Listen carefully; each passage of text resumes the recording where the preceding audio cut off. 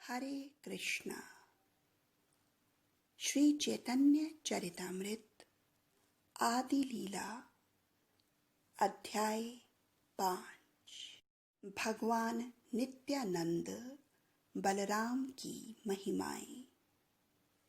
इस अध्याय में मुख्यतः श्री नित्यानंद प्रभु के मुख्य स्वभाव एवं उनकी महिमाओं का वर्णन किया गया है। भगवान श्री कृष्ण परमेश्वर हैं और लीलाओं के लिए उनके प्रथम विस्तार श्री बलराम हैं।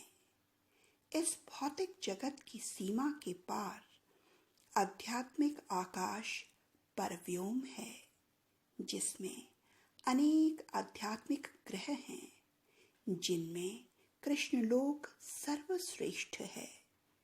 कृष्ण लोक अर्थात कृष्ण भगवान के निवास के 3 विभाग हैं, जिनके नाम हैं द्वारका, मथुरा तथा गोकुल।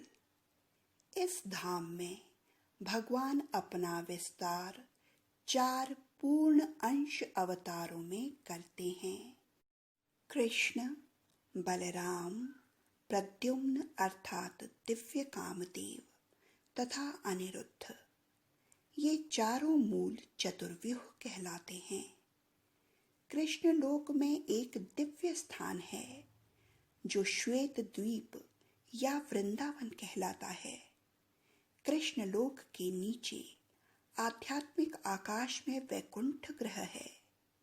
प्रत्येक वैकुंठ ग्रह में प्रथम चतुर्व्यूह के विस्तार रूप एक चतुर्भुज नारायण रहते हैं।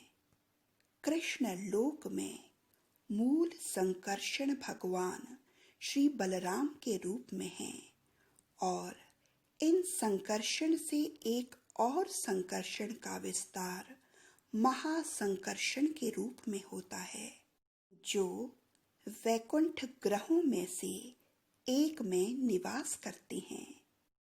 अपनी अंतरंगा शक्ति से महासंकर्षण परव्योम में सारे ग्रहों की दिव्य स्थिति को बनाए रखते हैं, जहाँ के निवासी सदैव मुक्त रहते हैं।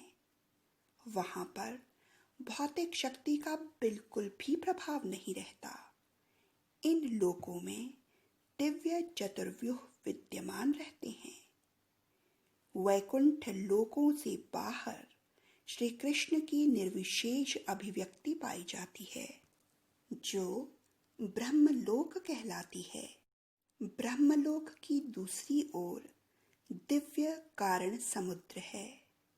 इस कारण समुद्र की दूसरी ओर भौतिक शक्ति रहती है, किंतु उसका स्पर्श नहीं करती। इस कारण समुद्र में संकर्षण के मूल पुरुष विस्तार महाविष्णु रहते हैं। ये महाविष्णु भौतिक शक्ति पर दृष्टि डालते हैं और अपने दिव्य शरीर के प्रतिबिंब से वे भौतिक तत्वों में अपने आप को मिला देते हैं।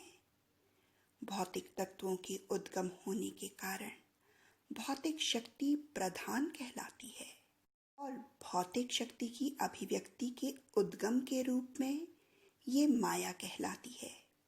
किंतु भौतिक प्रकृति जड़ होती है, क्योंकि इसे कुछ भी करने की स्वतंत्रता प्राप्त नहीं रहती। इसे महाविष्णु के दृष्टिपात द्वारा जगत का निर्माण करने की शक्ति प्रदान की जाती है। अतएव भौतिक शक्ति इस भौतिक जगत का मूल कारण नहीं होती, बल्कि भौतिक प्रकृति पर महाविष्णु की दिव्य दृष्टि से भौतिक जगत उत्पन्न होता है। महाविष्णु पुनः हर ब्रह्मांड में गर्भोदक्षाई विष्णु के रूप में, जो सारे जीवों के आगार हैं, प्रवेश करते हैं। गर्भोदक्षाई विष्णु से क्षीरोदक्षाई विष्णु का विस्तार होता है, जो हर जीव के परमात्मा है। गर्भोदक्षाई विष्णु का भी हर ब्रह्मांड में अपना वैकुंठ लोक होता है, जहाँ वे परमात्मा या ब्रह्मांड के परम नियंता के रूप में रहते हैं। गर्भोदक्षाई विष्णु ब्रह्मांड के जलमय अंश में शयन करते हैं और ब्रह्मांड के प्रथम जीव ब्रह्मा को उत्पन्न करते हैं। काल्पनिक विश्वरूप गर्भोदक्षाई विष्णु का आंशिक प्राकट्य है।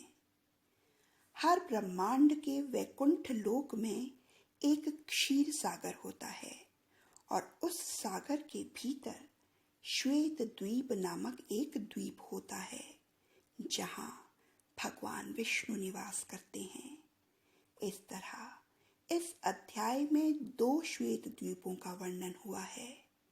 एक तो कृष्ण के धाम में है और दूसरा प्रत्येक ब्रह्मांड के क्षीर सागर में। कृष्ण के धाम का श्वेत द्वीप वृंदावन धाम से अभिन्न है, जहां कृष्ण अपनी प्रेममयी लीलाएं प्रदर्शित करने के लिए प्रकट होते हैं। हर ब्रह्मांड के श्वेत द्वीप में भगवान शेष रहते हैं, जो विष्णु की सेवा उनका छत्र, पादुका, शैया, तकिया, वस्त्र, निवास स्थान, जनेऊ, सिंहासन आदि बनकर करते हैं। कृष्ण लोक में भगवान बलदेव नित्यानंद प्रभु हैं। अतएव नित्यानंद प्रभु मूल संकर्षण हैं और महासंकर्षण तथा ब्रह्मांडों में पुरुषों के रूप में उनके विस्तार नित्यानंद प्रभु के पूर्ण अंश विस्तार हैं।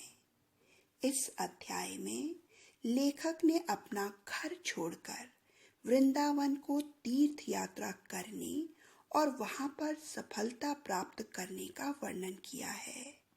इस विवरण से पता चलता है कि उनकी मूल पितृभूमि तथा उनका जन्म स्थान कटवा जिले के झामटपुर नामक गांव में था, जो निहाटी के नजदीक है। कृष्णदास कविराज के भाई ने नित्यानंद प्रभु के महान भक्त श्री मीनकेतन रामदास को अपने घर पर बुलाया था, किंतु गुणार्णव मिश्र नामक पुरोहित ने उनका ठीक से आदर नहीं किया और कृष्णदास कविराज गोस्वामी के भाई भी नित्यानंद प्रभु की महिमाओं को न पहचान सकने के कारण पुरोहित की तरफ हो गए। इसलिए रामदास खिन्न हुए और अपनी वंशी तोड़ डाली और वहां से चले गए। ये कृष्णदास कविराज गोस्वामी के भाई के लिए एक महान दुर्घटना थी, किंतु उसी रात नित्यानंद प्रभु ने कृपा पूर्वक कृष्णदास कविराज गोस्वामी को स्वप्न में दर्शन दिया और उन्होंने आदेश दिया कि अगले दिन वे वृंदावन के लिए यात्रा आरंभ करें। हरे कृष्णा हरे कृष्णा कृष्ण कृष्ण हरे हरे, हरे राम राम राम हरे हरे।